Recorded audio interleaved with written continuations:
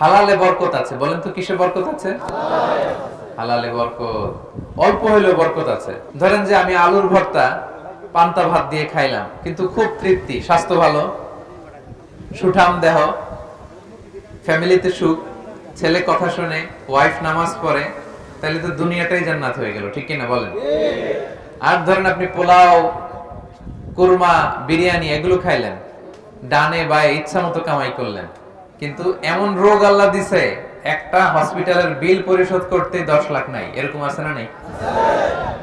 একটা হসপিটালের বিল দিতে যে 10 লাখ টাকা নাই। তার মানে হালালে বরকত, প্রিয় ভাইয়েরা, আমার সুঙ্গাইবুলের ভাইয়েরা, এজন্য হালালের সাথে থাকবেন।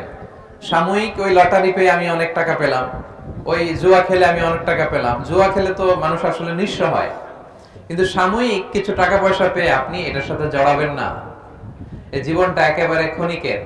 আপনার